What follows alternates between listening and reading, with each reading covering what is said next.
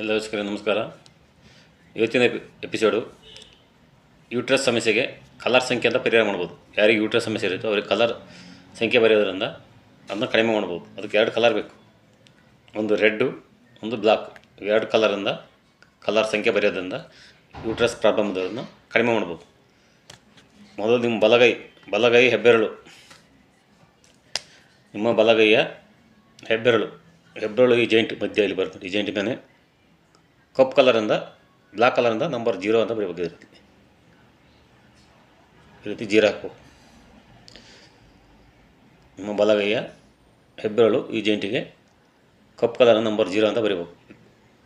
ದಿನ ಬರಿತಾ ಬರಬೇಕು. ಅದೇ ರೀತಿ ನಿಮ್ಮ ಬಲಗೈ ಕಿರುಬೆರಳು ಮಧ್ಯ ಜಾಯಿಂಟಿಗೆ, ಇದು ಬಲಗೈಯ ಕಿರುಬೆರಳು ಈ ಮಧ್ಯ ಜಾಯಿಂಟಿಗೆ ನಂಬರ್ 6 ಅನ್ನು ರೆಡ್ ಕಲರ್ ಬರೀಬೇಕು. ಇಲ್ಲಿ ನಂಬರ್ 6,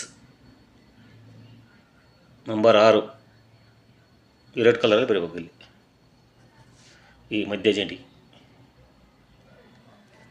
ಈ ಜಾಯಿಂಟ್ ಮೇಲೆ ನಂಬರ್ 6 ಅಂತ ರೆಡ್ ಕಲರ್ ಬರೀಬೇಕು. ಅದೇ ನಿಮ್ಮ ಹೆಬ್ಬೆರಳು, ನಿಮ್ಮ ಬಲಗೈ ಹೆಬ್ಬೆರಳ ಈ ಮಧ್ಯ ಸೆಂಟ್ರಲ್ಲಿ ಈ ಜಾಯಿಂಟಲ್ಲಿ ಕಪ್ಪು ಕಲರ್ 0 ಹಾಕಬೇಕು.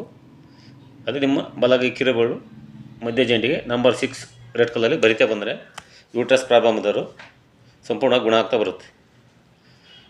ಇದನ್ನ ಕಂಟಿನ್ಯೂ ಆಗಿ ಕಲರ್ ಬರೋದಾಗ 2 ರಿಂದ 3 ಅವರ್ ಇರಬೇಕು. ಆ ರೀತಿ ಬರಿತಾ ಬರಬೇಕು. ಡೈಲಿ ಕಂಟಿನ್ಯೂ ಆಗಿ ಅದು ನಿಮ್ಮ ಕಡಿಮೆ ಆಗೋವರೆಗೂ ಬರಿತಾ ಬರಬೇಕು. ಯೂಟ್ರಸ್ ಪ್ರಾಬ್ಲಮ್ ಕಡಿಮೆ ಆಗೋವರೆಗೂ ಬರಿತಾ ಬಂದರೆ ಅದು ಸಂಪೂರ್ಣವಾಗಿ ಗುಣ ಆಗುತ್ತೆ. ಈ ವಿಡಿಯೋವನ್ನು ಎಲ್ಲ ಫ್ರೆಂಡ್ಸ್ಗಳಿಗೆ ಹೆಚ್ಚು ಶೇರ್ ಮಾಡಿ, ಲೈಕ್ ಮಾಡಿ ಮತ್ತು ಸಬ್ಸ್ಕ್ರೈಬ್ ಮಾಡಿ. ಎಲ್ಲರಿಗೂ ಧನ್ಯವಾದಗಳು.